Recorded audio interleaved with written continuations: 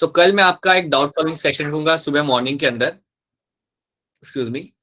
तो अगर आपको इस टॉपिक से रिलेटेड अगर कोई चीज आपको समझ नहीं आई या कोई क्वेरी हो, then always you can get in the morning and get that thing clear to yourself, right?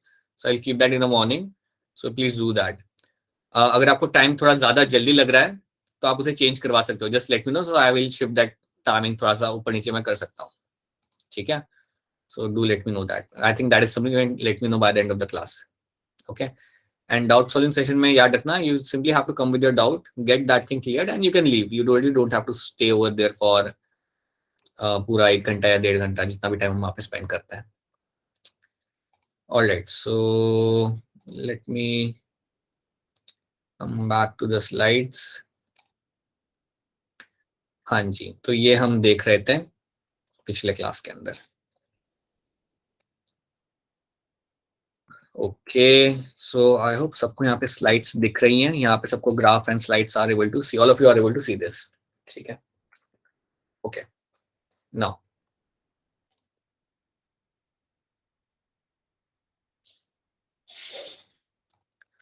so for example you have your oxygen distribution curve, जो हम यहाँ पे समझ रहे हैं, this is the curve we are trying to understand.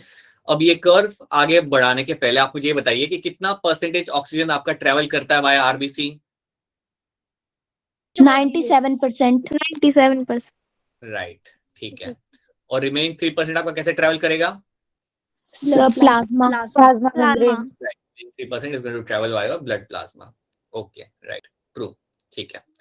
अब जब हम ये ग्राफ को ऑब्जर्व करते हैं तो याद रखना हमने ग्राफ को 2 पार्ट में डिवाइड किया हुआ है। आपका जो राइट वाला पार्ट वो आपका है लंग्स वाला एरिया, और जो लेफ्ट वाला जो आपका पार्ट है यहाँ पे दैट इज अ टिश्यू वाला एरिया, ठीक है? इसे हम ऐसे बेसिकली हम डिवाइड कर रहे थे 2 पार्ट्स के अंदर। आप मुझे बताइए कि हीमोग्लोबिन का 100% सैचुरेशन मुझे कौन से एरिया में मुझे मिलेगा? लंग्स। राइट, हीमोग्लोबिन का 100% saturation is something I'll get to see in the lungs. Yes, that is something I'll be finding happening near the lungs. True, ठीक है। अब जैसे आप लंग्स से आपके जब आरबीसी टिश्यू की तरफ जाना चालू करेंगे तो क्या आपका सैचुरेशन कम होगा हीमोग्लोबिन का या बढ़ेगा? कम होगा। बिल्कुल कम होगा, राइट। जैसे आप जाने लगते हो आपके टिश्यू की तरफ, you'll be finding कि आपका हीमोग्लोबिन का सैचुरेशन जो यहाँ पे होगा वो आपका डिक्रीज होने लगेगा। So that's going to be a thing, alright. आपका जो पार्शियल प्रेशर है O2 का, ये आपका नियर बाय 100 आपको कौन से एरिया में मिल जाएगा? लंग्स या टिश्यू? हाँ जी, is also going to be near the lungs. आपको यहाँ पे दिख रहा है आपके लंग्स के पास में आपको 100 mg जितना आपको यहाँ पे मिल जाता है, mmHg जितना आपको मिलता है यहाँ पे आपका पार्शियल आपको मिल जाएगा, राइट? और याद रखना टिश्यू वाले एरिया के पास में आपका जो पार्शियल प्रेशर होगा O2 का वो वहां पे आपको कम मिलता है, that is going to be always going to be less, right? अब आप एक चीज यहाँ पे समझेंगे जो आपको मैं ऑलरेडी कल बता चुका हूं कि जब आपका ऑक्सीजन जब आपका आरबीसी आपका जाने लगता है टुवर्ड्स द टिश्यू, हम यहाँ पे देख सकते हैं जब आपका आरबीसी आपका टिश्यू की तरफ जाने लगता है, याद रखना वो अपने ऑक्सीजन मॉलिक्यूल्स को रिलीज करना यहाँ पे चालू कर देगा, राइट?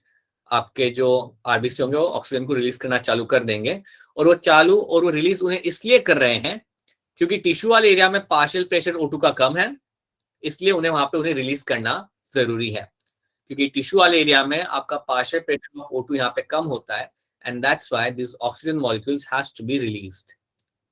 और क्योंकि ऑक्सीजन आपके यहाँ पे रिलीज होते रहेंगे इसलिए आपका हीमोग्लोबिन सैचुरेशन भी आपका कम होता रहेगा, that will just keep on decreasing. ये आपका डिक्रीज हो रहेगा जैसे आप लंग से लेके टिश्यू तक आप जा रहे हो।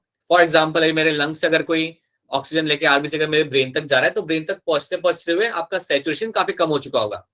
यहाँ पे आपका था around 100, but towards the brain it might be around like 30-40 इतना ही रह जाएगा वो, क्योंकि वहां पे जाते जाते वो कई सारे टिश्यूज को ऑक्सीजन देते हुए जाएगा, ठीक है? So that is something you should know. और ये जो आपको जो यहाँ पे कर्व दिख रहा है ना, the curve you can see over here, it is my sigmoidal curve, this is my sigmoidal curve. याद रखना ये जो कर्व आपका यहाँ पे हम देख रहे हैं this is going to be a sigmoidal curve, तो याद रखना। अब इसके बारे में आपको एक और चीज जो यहाँ पे याद रखनी है, तो इतना तो पहले आपको याद रखना है, this are the things you have to know, this are the first few things you have to know. आप मुझे ये बता दिए जो हमने कल देखा था, एक हीमोग्लोबिन के अंदर कितनी बाइंडिंग साइट्स होती है? 4। Right, one hemoglobin is going to have 4 binding sites. ठीक है, that is going to be true. A single RBC के अंदर कितने hemoglobin आपको मिल जाएंगे? Sir, 3 million. Around 3 million. Right. So around 3 million आपको hemoglobin मिल जाते हैं in your single RBC. So 3 million hemoglobin will be in a single RBC. Right. अब आपको यहाँ पे कुछ समझना है. So ये हमने कल देखा था. Right. This is something we have seen. हमने ये एक स्टोरी भी हमने समझी थी. Right. Just to make you understand कि कैसे आपका hemoglobin saturation आपका कम होता है जब आप move करते हो from the lungs towards the tissue. Right. अब आप एक चीज यहाँ पे समझो ध्यान से. Right. कुछ फैक्टर्स होते हैं जो आपके ऑक्सीजन डिसोसिएशन कर्व को आपका अफेक्ट कर सकते हैं, right? So there are going to be certain factors which affect haemoglobin oxygen dissociation. Haemoglobin oxygen dissociation को कुछ फैक्टर अफेक्ट कर सकते हैं. अब पहले मैं ये टर्म के ऊपर फोकस करना चाहूंगा, थोड़ा ध्यान से यहाँ पे देखो, मैं टर्म पे फोकस कर रहा हूँ. हीमोग्लोबिन ऑक्सीजन डिसोसिएशन, इसका मतलब ये होता है कि आपका जो ऑक्सीजन है वो हीमोग्लोबिन से अलग हो रहा है. इसका मतलब ये होता है आपका जो ऑक्सीजन है वो आपके हीमोग्लोबिन से यहाँ पे अलग हो रहा है. सो समझो अगर मैं यहाँ पे बनाता हूँ आपका, समझो अगर मैं यहाँ पे बना रहा हूँ आपका, यहाँ पे हीमोग्लोबिन है, right? Assume that this is the haemoglobin. यहाँ पे 4 बाइंडिंग साइट्स है, राइट? तो जब यहाँ से ऑक्सीजन निकल के जाएगा ना, सो समझो यहाँ पे आपका ऑक्सीजन बैठा हुआ था लेकिन अब वो निकल गया, right? So that is something called as your haemoglobin oxygen dissociation. और ये होना जरूरी भी है. ये आपका ऑक्सीजन रिलीज जब तक होगा नहीं हीमोग्लोबिन से, तब तक वो जाएगा नहीं टिश्यू के पास. तो ये इवेंट जो हो रहा है आपका यहाँ पे, ये आपका होना जरूरी है, राइट? और ये आपका होता है. और कुछ फैक्टर होते हैं जिनकी वजह से ये जो इवेंट हो रहा है ये काफी जल्दी हो सकता है. This event can happen much more rapidly under certain conditions, right? Now let's try to understand few things. अब यहाँ पे कुछ चीजें हम यहाँ पे समझते हैं ध्यान से.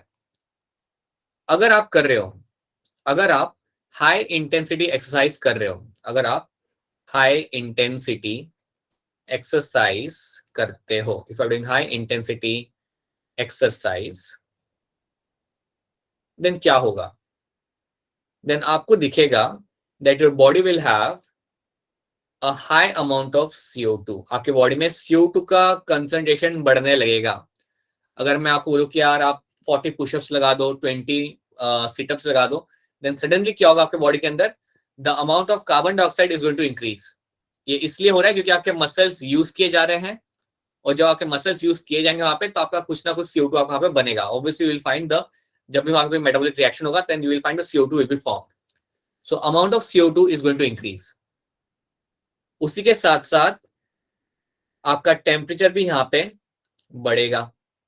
Amount of temperature inside the body is going to increase. ये चीज तो आप जानते हो कि आपको कई बार आपका पीटी टीचर भी बोलता होगा कि ठंड में आपकी बॉडी मूव करिए, एक्सरसाइज करिए, ताकि आपका बॉडी टेम्परेचर आपका बढ़े. सो जब आप एक्सरसाइज कर रहे हो यहाँ पे, देन आपका बॉडी टेम्परेचर भी आपका यहाँ पे बढ़ेगा, CO2 लेवल भी आपका बढ़ेगा, और इवन आपका H+ आयंस का कंसंट्रेशन भी आपका बढ़ता है. H+ ions concentration is also going to increase. अब अगर मेरा H+ ions का कंसंट्रेशन बढ़ रहा है, ये बात को ध्यान से समझो, अगर मेरे H+ ions का कंसंट्रेशन ब्लड में बढ़ रहा है, तो क्या मेरा ब्लड एसिडिक बनेगा, एल्कलाइन बनेगा? Acidic.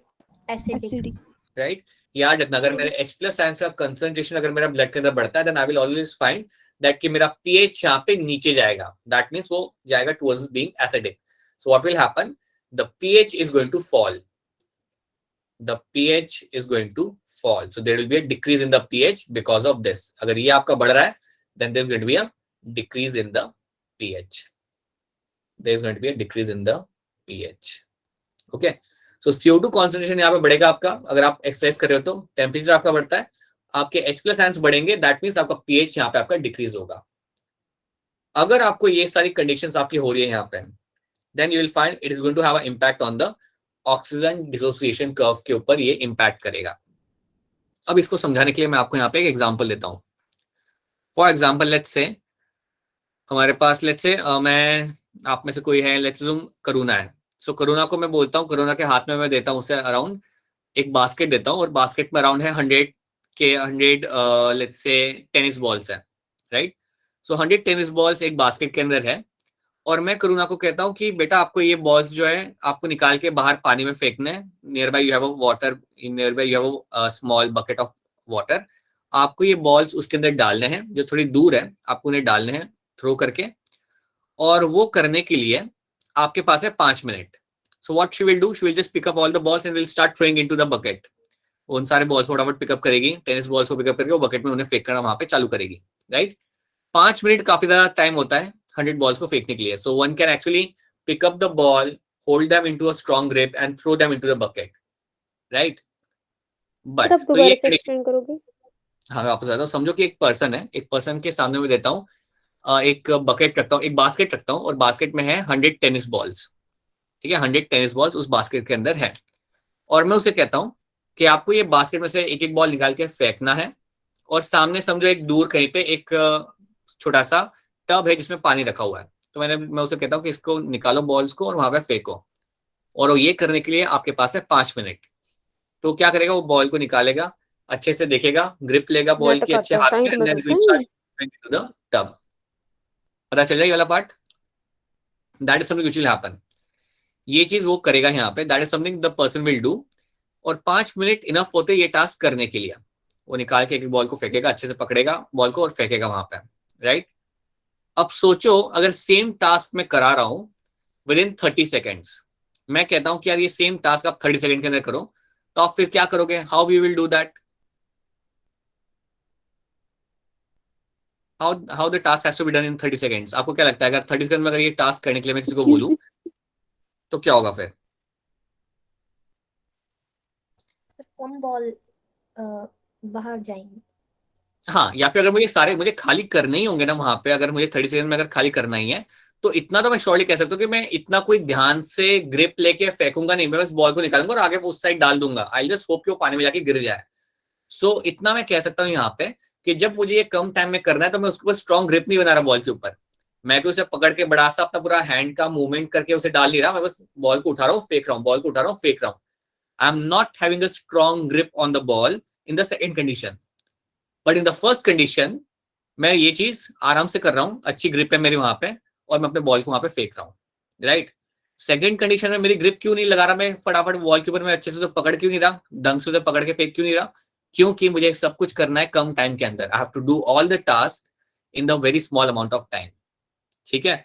अब यही स्टोरी को याद रख के एक चीज सुनो ध्यान से, कि जब आप एक्सरसाइज कर रहे होते हो, जब आप एक्सरसाइज कर रहे होते हो, हाई इंटेंसिटी एक्सरसाइज आप कर रहे होते हो, वो टाइम पे आपके हीमोग्लोबिन का जो ग्रिप होता है ऑक्सीजन के ऊपर वो हो जाता है कम, ताकि वो ऑक्सीजन को फटाफट रिलीज कर सके टिश्यू के पास। ये चीज सुनो ध्यान से, जब आप हाई इंटेंसिटी एक्सरसाइज कर रहे होते हो आपकी बॉडी के अंदर CO2 बढ़ेगा, टेम्परेचर बढ़ेगा, और पीएच आपका नीचे जाएगा। इस कंडीशन के अंदर हीमोग्लोबिन को फटाफट ऑक्सीजन पहुंचाना है आपके टिश्यू के अंदर, और इसलिए हीमोग्लोबिन की जो ग्रिप होगी ऑक्सीजन के ऊपर वो होगी वीक, उसे स्ट्रांगली पकड़ के रखेगा नहीं, वो उसे फटाफट रिलीज करने कर देगा, वो उसे स्ट्रांग उसकी ग्रिप उसके ऊपर मेंटेन नहीं करेगा। क्या ये वाला स्टेटमेंट आपको यहाँ पे समझ रहा है? Is this statement clear to all of you? Yes, sir. Yes, sir. Right. वापस Yes, पूछ sir. रहा हूँ, अगर समझ नहीं आ रहा बता दो, I repeat the same thing again to you. यहाँ पे क्या हो रहा है, सी, अगर अज्यूम कर लो, सी अंडरस्टैंड दिस थिंग, अगर आप एक्सरसाइज कर रहे हो, राइट, तो आपके बॉडी को ऑक्सीजन चाहिए और वो बहुत फटाफट चाहिए, right. You need oxygen very quickly. आपके आरबीसी दौड़ते हुए आएगा, ऑक्सीजन देगा, वापस जाएगा, ऑक्सीजन लेके आएगा, वापस देगा, उसको ये काम फटाफट करना है। तो ऑब्वियस सी बात है बेटा, ये टाइम पे आपका हीमोग्लोबिन ऑक्सीजन को बहुत स्ट्रांगली पकड़ के नहीं रखेगा, और वो स्ट्रांगली पकड़ के उसे इसलिए नहीं रख रहा है क्योंकि उसे जल्दी उसे रिलीज करना है, उसे फटाफट उसे रिलीज करने से वो स्ट्रांगली पकड़ के नहीं रखेगा। इसलिए कहा जाता है कि जब आपके बॉडी में CO2 का लेवल बढ़ेगा, टेम्परेचर का लेवल बढ़ेगा, और जब आपका पीएच कम होता है, इस टाइम पे I will be finding that my affinity of haemoglobin to oxygen molecules will decrease।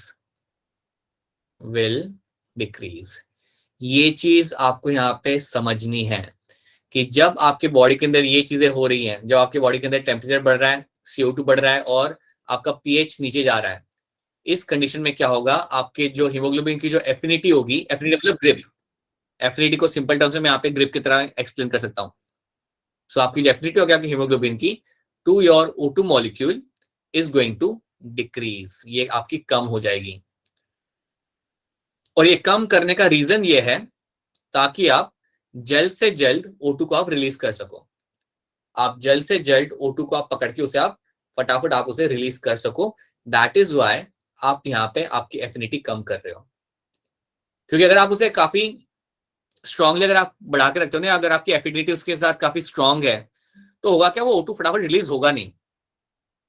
अगर O2 फटाफट रिलीज होगा नहीं ना, तो होता क्या है कि आपके टिश्यू को O2 फटाफट मिलेगा नहीं और आपकी रिक्वायरमेंट फुलफिल नहीं होगी।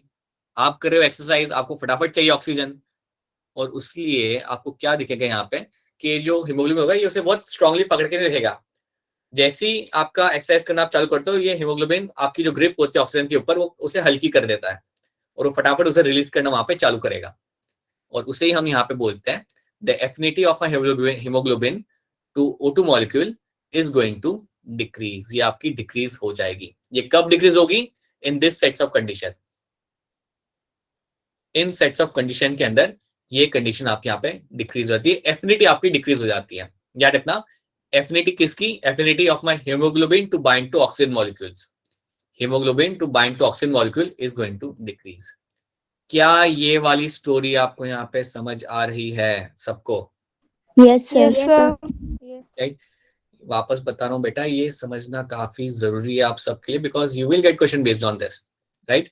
सो प्लीज याद रखना कि आपकी एफिनिटी कब यहाँ पे आपकी डिक्रीज हो रही है।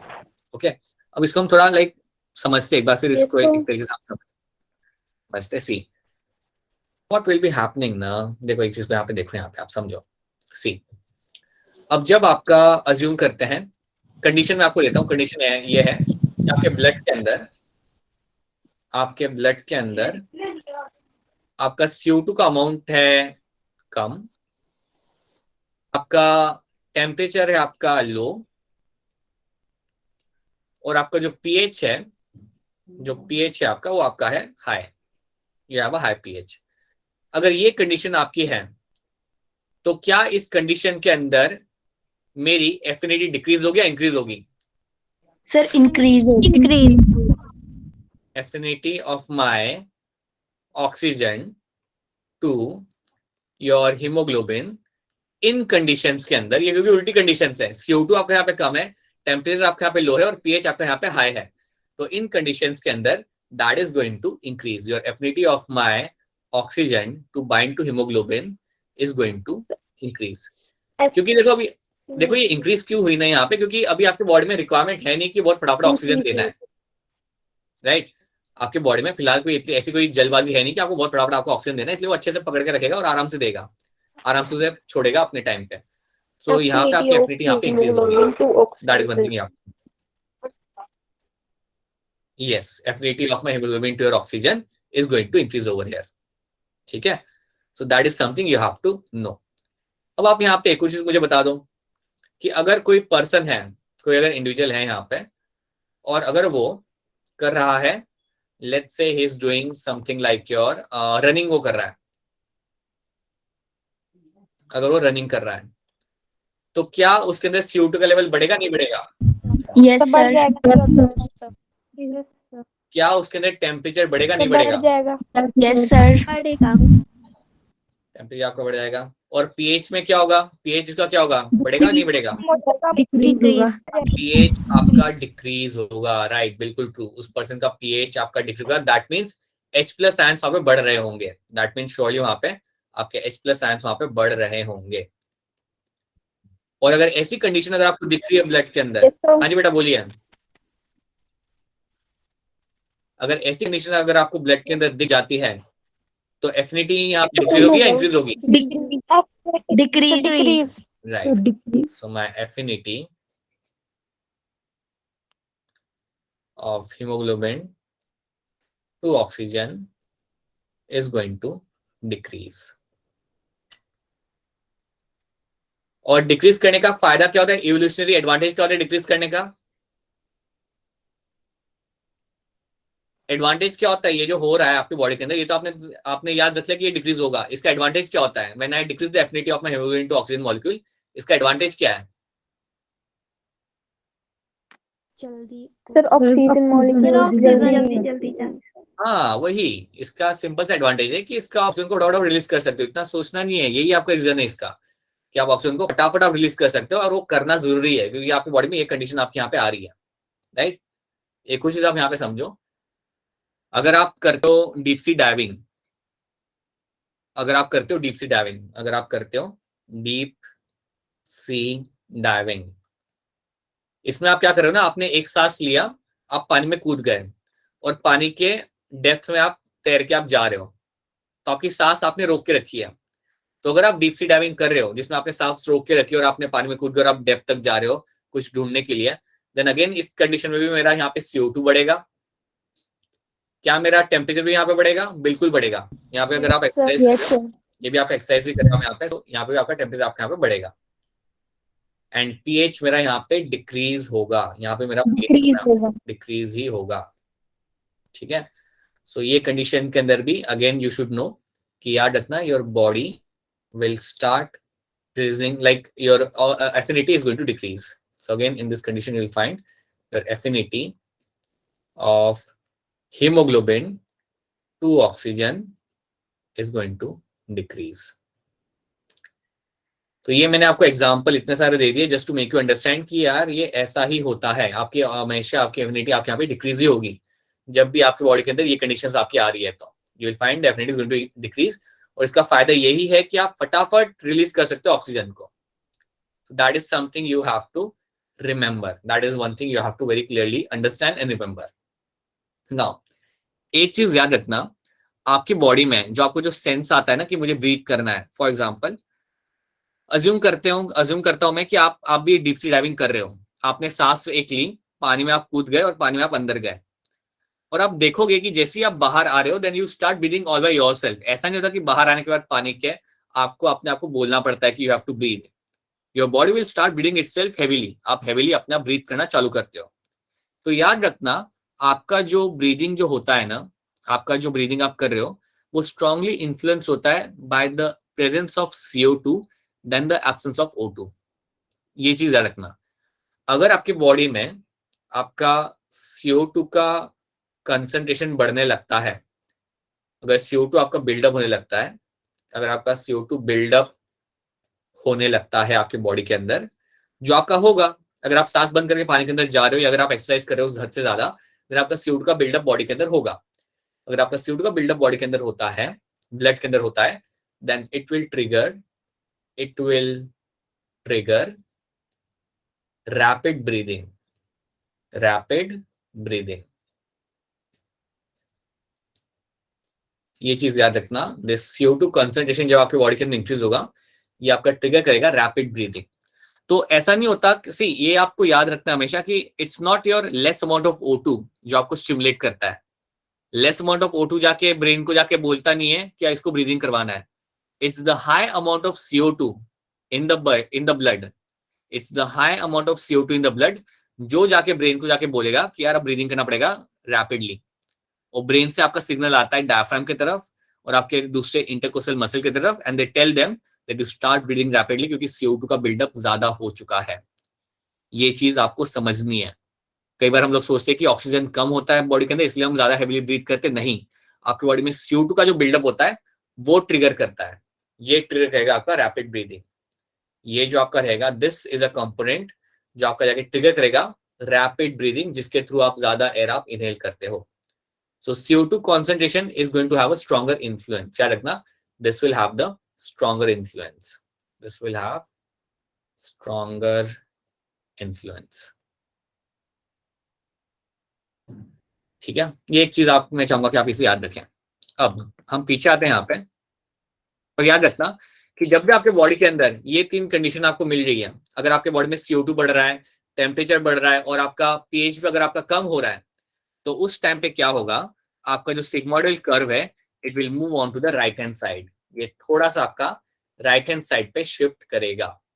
याद रखना, ये जो नॉर्मल आपका जो रेड लाइन है ये आपका नॉर्मल कर्व है, राइट। लेकिन आपको राइट हैंड साइड पे शिफ्ट करेगा. कब करेगा? When you have high amount of CO2 in the blood, you have a high temperature and when you have a low pH.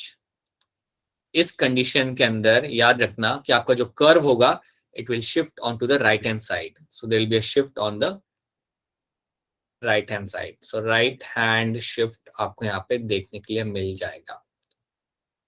ये चीज आपको याद रखनी है that your curve will shift on the right hand side. ठीक है. तो कई बार आपको क्वेश्चन आएगा कि in which condition the curve will move slightly on the right hand side. और बहुत ज्यादा मूव नहीं करा, थोड़ा सा मूव करा. अगर आप देखोगे ये डॉटेड लाइन है, ये आपका राइट हैंड साइड पे शिफ्ट हुआ. तो बहुत ज्यादा मूव नहीं कर रहा है, थोड़ा सा ही मूव कर रहा है. लेकिन ये करेगा. कब करेगा? Under this conditions, under this factors you will find it will move on the right hand side. अगर ये राइट हैंड साइड पे इन कंडीशंस पे कर रहा है तो आप लोग मुझे खुद सोच के बता सकते हो कि लेफ्ट हैंड साइड पे वो कब करता होगा. सर जब CO2 डिक्रीज CO2 एक मेरा कम होगा. हाँ. टेम्परेचर मेरा कम होगा. हाँ. और pH हाई होगा. राइट. इन कंडीशंस के अंदर I will find that I will have a shift on the left hand side. तो इस कंडीशन में आपको जो शिफ्ट होगा it will be on the left side. So left side पे आपका कर्व यहाँ पे शिफ्ट करेगा, जहां पे आपको दिखा रखा हुआ इन लोगों ने. It will shift on the left hand side. ये कंडीशंस आपको याद रखनी है. वो लोग ये कंडीशंस के ऊपर बेस्ड ही आप यहाँ पे क्वेश्चन पूछते हैं. ये कंडीशन के ऊपर बेस्ड ही वो लोग यहाँ पे क्वेश्चन पूछेंगे. राइट. अब एक और चीज यहाँ पे याद रखो. There is something known as my P50. एक टर्म होता है आपके यहाँ पे, उस टर्म को हम बोलते हैं यहाँ पे P50. उसको मैं यहाँ पे समझ. There is a term known as your P50. P50 का मतलब ये है आपका यहाँ पे मतलब ये है, जब आपका हीमोग्लोबिन सैचुरेशन होता है आपका 50%. जब आपका हीमोग्लोबिन सैचुरेशन आपका होता है 50%, तो वो टाइम पे आपका पार्शियल प्रेशर ऑफ O2 कितना होता है. जब आपका हीमोग्लोबिन सैचुरेशन आपका होता है 50%, तो वो टाइम पे आपका पार्शियल प्रेशर ऑफ O2 जो आपका होता है वो कितना होता है, उसको हम बोलते हैं हमारा P50 वैल्यू. इस चीज को हम बोलते हैं हमारे यहाँ पे P50 value. That is my P50 value. तो हम यहाँ पे थोड़ा इसको देखते हैं. इसको हम क्या करते हैं, हम थोड़ा पीछे आके देखते हैं, इसको हम समझते हैं. राइट. हम हमारा NCERT वाला ग्राफ देखते हैं. अब NCERT वाला ग्राफ यहाँ पे देखो. पहले हम देखते हैं कि हमारा 50% सैचुरेशन कहाँ पे आ रहा है. तो अगर तुम यहाँ पे देखोगे तो मेरा 50% सैचुरेशन यहाँ पे आएगा, है ना. अगर मैं गलत बनाऊं तो बताना कि आपने गलत बनाया. This is my 50% saturation. दिख रहा है ना बेटा. 100 है, 80 है, 60 है, ये 50 होगा यहाँ पे. राइट. सो ये यहाँ पे मेरा आएगा P50 की मेरी यहाँ पे मुझे वैल्यू मिल सकती है. Right. So this my 50% saturation. तो इसको मैं अब क्या करूंगा, इसको मैं आगे बढ़ाऊंगा यहाँ पे. इसको मैं आगे बढ़ाऊंगा, मैं इस कर्व के ऊपर आऊंगा and then I come down over here. और जब मैं नीचे आता हूं ना, तो यहाँ पे तो मैं कुछ एकदम एग्जैक्ट बता नहीं सकता, बट अगर आप NCERT पढ़ोगे देन याद रखना यहाँ पे आपका P50 का वैल्यू आपका होता है 24 mmHg. That is the value of P50. अगर आप देखोगे तो ये भी 20 के पास में आ रहा है. राइट. एग्जैक्ट नंबर हमें यहाँ पे ऑब्वियसली दिख नहीं रहा, बट प्लीज नो दैट आपकी जो वैल्यू आती है वो आपकी होती है 24 mmHg in the normal condition. That's a P50 value. अभी हम लोग सब बैठे हुए हैं, आप में से कुछ लोग तो लेटे भी हुए होंगे अभी फिलहाल. तो आप सबके अंदर जो भी P50 की वैल्यू निकलेगी वो आपकी ये निकलेगी 24 mmHg. राइट. सो जब आपका 50% सैचुरेशन होता है वो टाइम पे आपका पार्शियल प्रेशर जो आपका रहेगा टिश्यू के अंदर वो आपका रहेगा अराउंड 24 mmHg का. राइट. तो एक तो ये चीज आपको यहाँ पे याद रखनी है. अब आप मुझे ये बताओ कि अगर ये सब हो रहा है, अब मुझे ये बताओ कि अगर ये सारी कंडीशन आपके, अगर मैं आपको बोलूं कि खड़े हो जाओ और दौड़ना चालू कर दो, तो आपकी बॉडी में ये सब होगा.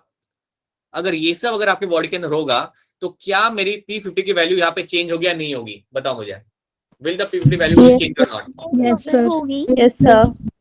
होगी. मेरी यहाँ पे चेंज होगी क्योंकि वो मेरा राइट हैंड साइड पे जा रहा है. मेरा कर्व जो मेरा कर्व है वो राइट हैंड साइड पे जा रहा है, तो हम उसे यहाँ पे बना के देख लेते हैं. तो फॉर एग्जाम्पल यहाँ पे मेरी P50 की वैल्यू आ रही है, समझो इसको मैं देखा हूँ यहाँ पे कि मेरी P50 की वैल्यू यहाँ पे आती है around 24. Let's say this is my 24 mmHg is a P50 value. ये है मेरी यहाँ पे P50 की value in a normal condition. अब जैसे ही आपने दौड़ाम दौड़ी चालू कर दी, आप खड़े होकर आपने भागना चालू कर दिया, तो आपका जो कर्व होगा it will shift on to slightly on the right hand side. इसको मैं थोड़ा सा राइट हैंड साइड पे शिफ्ट कर दूंगा, और अगर मेरा कर्व राइट हैंड साइड पे शिफ्ट हो रहा है देन ऑब्वियसली मेरा P50 का वैल्यू भी अब मेरा यहाँ पे चेंज हो जाता है। सो अब मेरा जो P50 का वैल्यू यहाँ पे आएगा that is going to be रफली अराउंड, लेट्स से ये आपका हो जाता है, हम इसे करा देते हैं 32 mmHg। ये बस ऐसे रैंडमली बना के बता रहा हूँ आपको मैं, ठीक है। तो P50 का वैल्यू यहाँ पे मेरा चेंज हो जाता है। This is a P50 value for your during your exercise. ये मैं सिर्फ आपको बना के बता रहा हूँ, ये एग्जैक्ट नहीं, सिर्फ आपको बना के बता रहा हूँ जस्ट टू शो यू कि वो शिफ्ट होता है। आपका P50 का वैल्यू यहाँ पे आपका शिफ्ट होगा, right. That is going to be a P50 value during the exercise, just to have a random understanding. Someone has a question. बेटा अगर क्वेश्चन है तो आप डायरेक्टली अनम्यूट करके अपना क्वेश्चन पूछ सकते हो, डायरेक्टली आप अनम्यूट करके अपना क्वेश्चन यहाँ पे पूछ सकते हो बेटा। दोबारा से एक्सप्लेन कर दोगे? हाँ, तो देखो हुआ क्या है यहाँ पे, वापस हम इसे देखते हैं। सी, यहाँ पे आपका नॉर्मल कर्व था, ठीक है। आपका ये जो ऑरेंज कलर का जो आपके यहाँ पे लाइन है आपका नॉर्मल कर्व है, राइट। आपका नॉर्मल कर्व है इन अ रेस्टिंग स्टेट। समझ लेते हैं कि आपका जो कर्व है यहाँ पे आपका, ये आपका कर्व है इन अ रेस्टिंग स्टेट के अंदर, इन द रेस्टिंग स्टेट में ये आपका यहाँ पे कर्व है। दैट मीन्स व्हाट कि जब आप ज्यादा कुछ एक्टिविटी नहीं कर रहे तब आपका ये आपका कर्व मिलेगा आपको। और इस दौरान अगर आप चेक करते हो कि आपका 50% हीमोग्लोबिन सैचुरेशन जब आपका हो रहा है, जब आपके बॉडी के अंदर 50% हीमोग्लोबिन सैचुरेशन हो रहा है, तो आपका वैल्यू कितना आता है, तो आपका वैल्यू कितना आता है आपके पार्शियल प्रेशर ऑफ O2 का। तो जब आप ये चेक करते हो तो आपको क्या मिलेगा कि आपका नॉर्मल कंडीशन में the value is going to be रफली अराउंड 24 mmHg। ये हमने यहाँ पे ग्राफ को हमने प्लॉट कर लिया, इसको हम यहाँ पे लेके आए और फिर हम इसे नीचे लेके आए ग्रीन वाली लाइन को, तो हमने देखा हमारा वैल्यू जो यहाँ पे आ रहा है वो आ रहा है अराउंड 24 mmHg। इसका मतलब ये होता है बेटा, इसका एक्चुअली में मतलब ये होता है कि आपका जो सैचुरेशन जो आपका यहाँ पे आ रहा है ना, राइट, वो आपका जब आ रहा है 50%, तो वो टाइम पे आपके टिश्यू के अंदर इतना होता है, आपका पार्शियल प्रेशर ऑफ O2 रहता है इतना 24 mmHg। अब ये आपकी होगी नॉर्मल कंडीशन, ये आपकी हो गई रेस्टिंग कंडीशन। अब अगर मैं आपको बोलता हूँ कि आप कोई एक्सरसाइज करना चालू कर दो, और अगर आप अगले 15 मिनट के लिए अगर बहुत जोरों से एक्सरसाइज अगर आप करते हो, तो क्या हमने क्या बोला था कि अगर आप एक्सरसाइज कर रहे हो तो क्या होगा, CO2 बढ़ेगा, टेम्परेचर आपका बढ़ेगा और आपका pH आपका जाएगा नीचे। और जैसे ही आपके बॉडी में ये तीन चीजें होती हैं, आपका जो कर्व होगा वो शिफ्ट करेगा on the right hand side. Your curve will shift on the right hand side. तो वही मैंने ये डॉटेड लाइन यहाँ पे बना के रखी है। ये जो कर्व जो आपका शिफ्ट हो रहा है यहाँ पे, ये आपका शिफ्ट हो रहा है on the right hand side. और अगर ये राइट हैंड साइड पे शिफ्ट हो चुका है देन ऑब्वियसली मेरा जो P50 का जो वैल्यू है, या मैं ऐसा कह सकता हूं कि जब मैं 50% सैचुरेशन जो पहले हो रहा था वो अब काफी, उसका भी वैल्यू यहाँ पे चेंज हो जाएगा। That value is also going to change. अब वो वैल्यू जो पहले था 24, वो अब वैल्यू वो नहीं आएगा, वो कुछ और आएगा। सो आई विल प्लॉट अगेन, मैं इसको प्लॉट करूंगा और इसको उससे टच करूंगा जहां पे मेरा कर्व बन रहा है, जहां पे मेरा राइट हैंड साइड पे शिफ्ट हो रहा है, वो वाले कर्व के साथ मैं प्लॉट करूंगा। और जब मैं उसे प्लॉट करके नीचे लाता हूं तो मुझे क्या दिखता है, मेरा वैल्यू यहाँ पे चेंज हो चुका है, राइट। मेरा वैल्यू जो है यहाँ पे P50 का, वो यहाँ पे अब आ रहा है मेरा अराउंड 32 mmHg, जो मैंने एक रैंडम नंबर यहाँ पे लेके रखा है just to show you that my value is changing. My value over here is changing. ये सेम नहीं है, ये अलग हो जाता है आपका यहाँ पे। तो आप एक चीज यहाँ पे समझो, यहाँ पे आई होप ये आपको समझ आया। I hope this part is clear to you. Yes, sir. Yes, sir. Yes, sir. अब ये चीज आप यहाँ पे समझो, अगर आपको कोई पूछता है कि अगर आप एक्सरसाइज कर रहे हो, समझो आपको आके कोई पूछता है कि समझो आप अगर आप कोई एक्सरसाइज कर रहे हो तो क्या मेरे P50 का वैल्यू बढ़ेगा या कम होगा, तो आप क्या आंसर करोगे? सर बढ़ेगा। बढ़ रहा है, बढ़ रहा है यहाँ पे, राइट। रेस्टिंग स्टेट में आपका P50 का वैल्यू था 24 mmHg और आपका एक्सरसाइज वाले कंडीशन में आपका यहाँ पे आ रहा है 32 mmHg। तो आपका P50 का वैल्यू इन कंडीशन के अंदर आपका बिल्कुल यहाँ पे आपका इंक्रीज होता है। That is going to be increasing over here. ये आपका यहाँ पे इंक्रीज होता है। और ये इंक्रीज इसलिए हुआ बेटा, यहाँ पे देखो आपका 50% सैचुरेशन आपने बहुत जल्दी अटेंड कर लिया। पहले आप कर रहे थे इस लेवल पे आप कर रहे थे अटेंड, अब आपने 32 पे आपने अटेंड कर लिया, और ये क्यों इतने जल्दी हुआ? बिकॉज आपको जल्दी ऑक्सीजन रिलीज करना है, आपकी बॉडी फटाफट ऑक्सीजन वहां पे रिलीज करना चालू करेगी, इसलिए आपका 50% सैचुरेशन काफी जल्दी हो जाएगा। आपका 50% सैचुरेशन आपका काफी जल्दी हो जाएगा कंपेयर टू पहले की कंडीशन के हिसाब से। पहले की कंडीशन में हो रहा था लेकिन थोड़ा लेट हो रहा था, 24 पे हो रहा था। अब आपका 32 mmHg पे ही आपका 50% सैचुरेशन आपके यहाँ पे हो जाता है। ठीक है, तो this is something you have to understand. So please याद रखना कि P50 की वैल्यू आपकी यहाँ पे बढ़ेगी। यू विल ऑलवेज फाइंड कि आपका P50 की वैल्यू आपकी, अगर आपकी कंडीशन होगी ऐसी, जो हम कितने बार अभी बना चुके हैं, अब तो आपको क्लियर हो ही जाना चाहिए। If you have this sorts of condition, then your P50 value is going to change. Yes, this P50 value is going to change and basically going to P50 value जो आपकी यहाँ पे रहेगी वो नॉर्मल से चेंज होगी and it is going to increase, right? That is something you have to know. अब आप मुझे खुद सोच के बता सकते हो कि P50 की वैल्यू कब डिक्रीज होगी नॉर्मल से, कौन सी कंडीशन के अंदर? सर जब CO2 कम होगा, जब CO2 की वैल्यू इंक्रीज होगा, टेम्परेचर टेम्परेचर ही इंक्रीज होगा, pH इंक्रीज होगा। बिल्कुल सही। जब CO2 आपका कम हो रहा है, जब आपका टेम्परेचर आपके यहाँ पे कम हो रहा है, और जब आपका यहाँ पे pH आपका हाई हो रहा है, तो इस कंडीशन के अंदर क्या होगा कि आपका जो शिफ्ट होगा, पहले बताओ कि शिफ्ट कहाँ पे होगा? शिफ्ट होगा on the left hand side. Left side, The shift will be on the left side, right? The shift will be on the left side. और अगर लेफ्ट साइड पे अगर शिफ्ट हो रहा है, देन ऑब्वियसली याद रखा कि आपका यहाँ पे P50 का वैल्यू यहाँ पे आपका डिक्रीज होगा। P50 का वैल्यू आपका यहाँ पे इंक्रीज करेगा। That is something you have to know, right? So this is something you have to very thoroughly यहाँ पे आपको यहाँ पे याद रखना पड़ेगा। Now let's do one thing. Let's have a look at. So ये आपको यहाँ पे समझ आ रहा है? This is something you can see. Right hand side पे आपको यहाँ पे शिफ्ट हो रहा है। यू कैन ऑल्सो सी आपका शिफ्ट आपको इवन देखने को मिलेगा on the left hand side. You know when it is happening. यहाँ पे ये देख लो, during high intensity exercise temperature बढ़ेगा, CO2 बढ़ेगा और आपका pH आपका यहाँ पे डिक्रीज होगा। ऑक्सीजन हीमोग्लोबिन एफिनिटी आपके यहाँ पे कम होती है। ड्यूरिंग दिस कंडीशन आपकी ऑक्सीजन हीमोग्लोबिन एफिनिटी आपके यहाँ पे डिक्रीज हो जाएगी, राइट? एंड द ग्राफ और the curve will shift on the right hand side, right? That is something you have to understand. Bohr effect मैं आपको बाद में बताता हूँ, पहले आप इतना यहाँ पे याद रखो, ठीक है? After this you will be finding, अब ये स्टेटमेंट्स हम फटाफट यहाँ पे देख लेते हैं। Under normal conditions haemoglobin oxygen dissociation curve is sigmoidal shape, ये हम जानते हैं, something we know. When partial pressure of oxygen is 25 mmHg, so 24 नहीं है, 25 mmHg है, when it is 25 mmHg, that is when hemoglobin saturation is 50%. ये आपका normal condition की लोग बात कर रहे हैं। जब पार्शियल प्रेशर आपका ऑक्सीजन का 25 mmHg होता है, वो टाइम पे आपका हीमोग्लोबिन सैचुरेशन आपका रहेगा 50%। Partial pressure at which haemoglobin saturation is 50% is called P50। उसको हम यहाँ पे बोलते हैं हमारे यहाँ पे एज अ P50। जिस वैल्यू पे आपको मिलता है आपका 50% हीमोग्लोबिन सैचुरेशन, उसको बोलते हैं हम यहाँ पे हमारा P50, right? There are some factors which can affect the oxygen hemoglobin dissociation curve, जो हम देख चुके हैं। वो था आपका CO2 concentration, आपका टेम्परेचर एंड योर pH। ये तीन चीजें हम यहाँ पे देख चुके हैं। Now what we'll do now, we'll quickly have a look at few questions. कुछ क्वेश्चन हम लोग यहाँ पे देखते हैं and let's try to understand, let's see if you are able to solve them. First of all, ये question देखो, question number 92 यहाँ पे। When the partial pressure of CO2 rises, जब आपका प्रेशर यहाँ पे आपका बढ़ता है, the oxygen dissociation curve of hemoglobin at normal temperature, that is 37 degrees Celsius, will shift where? 1, 2, 3, 4. क्या यहाँ पे आंसर सही होगा? Will shift to the right, will to the left, become irregular, remains unchanged. Sir right. आपके answer मुझे यहाँ पे chat में मिल गए हैं। चैट में आंसर चाहिए मुझे, चैट के अंदर answer.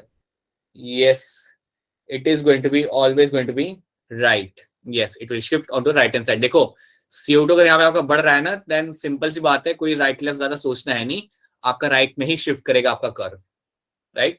So option A is going to be right answer. All of you are true, very true, बहुत बढ़िया। अब फटाफट आंसर करना, अगला वाला क्वेश्चन बहुत जल्दी आंसर करना। देखते हैं सबसे पहले आंसर कौन करता है। In which condition oxygen dissociation curve of haemoglobin shift to right from the normal condition? Right में वो कब शिफ्ट करेगा? Decrease in pH, decrease in acidity, decrease in CO2 concentration, decrease in temperature. क्या होगा सही answer? Mohini, Nandini, Diksha, Neeta, right? All of you true. Rashi, Preeti, Payal, Karuna, yes बिल्कुल सही है। याद रखना, गलत, याद रखना, अगर आपका पीएच डिक्रीज कर रहा है, अगर आपका पीएच डिक्रीज कर रहा है, अगर आपका पीएच डिक्रीज कर रहा है, दैट मीन्स ये कंडीशन बिल्कुल सही है, जिसके अंदर आपका राइट हैंड साइड पे आपका शिफ्ट होगा। सो राइट साइड में आपका यहाँ पे शिफ्ट आपको देखने के लिए आपको मिल जाएगा। True, very true, all of you are true, yes right. और याद रखना ये जो पीएच आपका डिक्रीज होता है, ये क्यों होता है मालूम है? क्योंकि आपका इंक्रीज हो रहा है H प्लस आयंस। तो याद रखना, वो लोग कई बार ऐसे क्वेश्चन घुमा देंगे। याद रखना, if your H plus ions are increasing ना, तो ऑब्वियसली आपका पीएच नीचे जाएगा। यही होता है, जब आप एक्सरसाइज करते हो तो आपका इसका कंसंट्रेशन बढ़ने लगता है, तो इसलिए आपका ब्लड का पीएच नीचे जाता है। ठीक है, सो राइट, वेरी गुड, ऑप्शन 1 आपने सही किया है, वेरी गुड।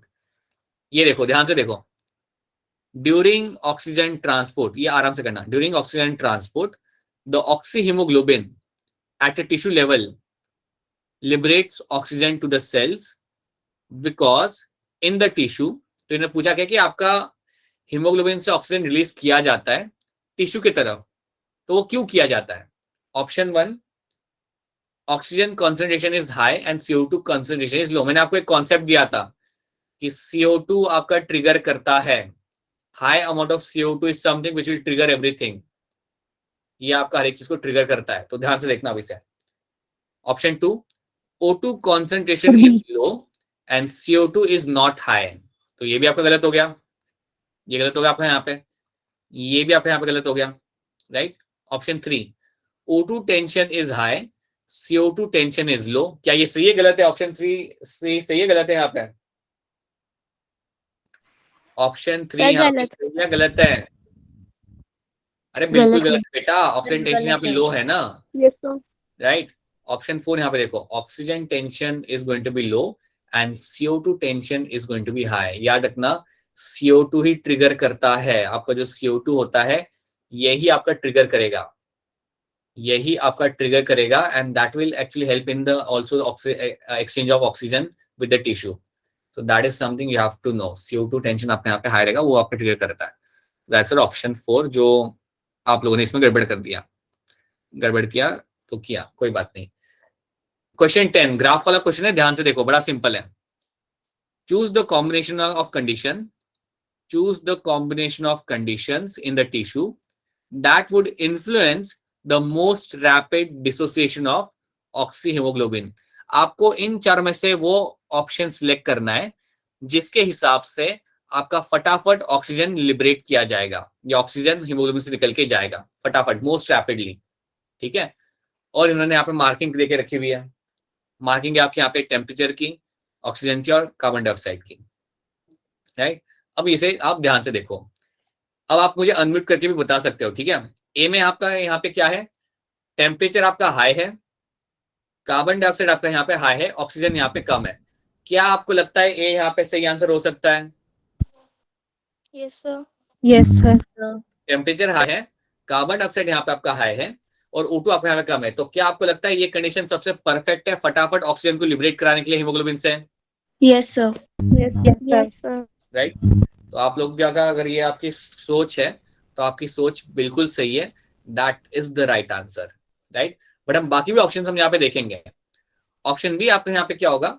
आपका यहाँ पे क्या लिखा है उन लोगों ने कि आपका टेम्परेचर काफी कम है, CO2 काफी ज्यादा है और ऑक्सीजन मीडियम है। हाँ, CO2 यहाँ पे ज्यादा है बट टेम्परेचर तो कम हो गया ना यहाँ पे, तो इसलिए बेस्ट कंडीशन नहीं है। सो that's why that's not a right answer, ये बेस्ट कंडीशन यहाँ पे नहीं है। ऑप्शन सी आप यहाँ पे देखो, यहाँ पे ये लोग कह रहे हैं कि भैया टेम्परेचर भी कम है, कार्बन डाइऑक्साइड भी कम है, ये तो कभी भी नहीं हो सकता, ऐसी कंडीशन में तो फटाफट कभी ऑक्सीजन रिलीज होगा ही नहीं, तो ये भी आपका रॉन्ग आंसर हो जाएगा। एंड डी में क्या है आपका यहाँ पे, तीनों ऑलमोस्ट उन लोगों ने इक्वल दिखा के रखे हुए, उन्होंने बोला कि ऑक्सीजन ज्यादा है। नहीं बेटा, ऑक्सीजन ज्यादा से इन्फ्लुएंस नहीं होता, आपको CO2 ज्यादा चाहिए, आपको ये एक तो ज्यादा चाहिए आपको यहाँ पे, और टेम्परेचर भी अगर आपके साथ ज्यादा हो देन बहुत रैपिडली आपका रिलीज होगा आपको oxygen. So that's why option A is going to be a right answer, और ये बाकी सारे आपके यहाँ पे गलत हो जाते हैं। क्या क्वेश्चन नंबर 10 आपको यहाँ पे समझ आ रहा है? इस question number 10 clear to all of you? Yes sir. Yes sir. Right, ध्यान से देखना और इसे आंसर करना। ये लोग बात करें about the shift on the left hand side, left shift of oxyhaemoglobin curve. हाँ जी बोलिए। कुछ कह रहे हैं आप? ठीक है। Left shift of oxy haemoglobin curve is notice under which condition? किस कंडीशन के अंदर आपका लेफ्ट हैंड साइड पे शिफ्ट होगा? लो ये लोगों ने टेम्परेचर एंड हाई पीएच।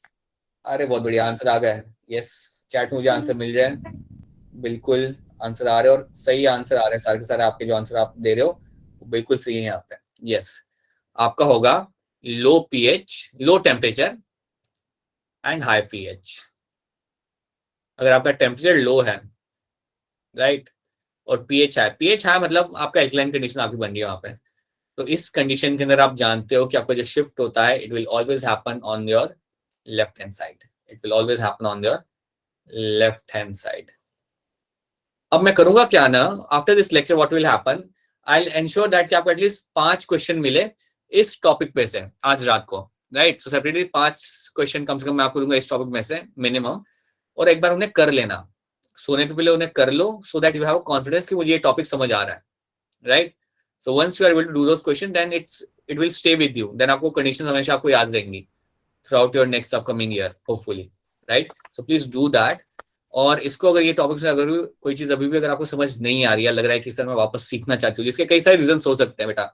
हो सकता है कि आपका इंटरनेट नहीं था जब मैं पढ़ा रहा था, it might be like some other reason over there कि कुछ मिस हो गया या कुछ वॉइस लैग कर रहा था, ऐसा अगर कुछ भी होता है then please let me know separately in the chat, just DM me in my WhatsApp, we can fix that thing, ठीक है। ये इंपॉर्टेंट है, इंपॉर्टेंट तो हर एक चीज होती है, बट ये आपको समझना जरूरी है। You get question based on this and you get very conceptual question based on this, so इसलिए आपको समझना थोड़ा इंपॉर्टेंट है, ठीक है। So know this thing very clearly, right.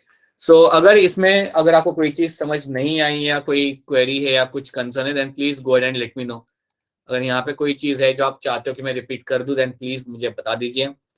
अगर आपको लग रहा है कि मुझे आपको अभी नहीं बताना, मतलब आपको मुझे अभी एक्सप्लेन नहीं करना या बताना नहीं है, तो कोई बात नहीं, आप मुझे बाद में भी बता सकते हो कि सर मैंने खुद से पढ़ा था बट मुझे कुछ चीजें समझ नहीं आ रही, then you can just let me know, we can fix that thing, ठीक है। So let me just stop the screen share first of all over here and yeah, all right. So now if you have any question please go ahead and ask your questions. अगर आपके कोई question है then please go ahead and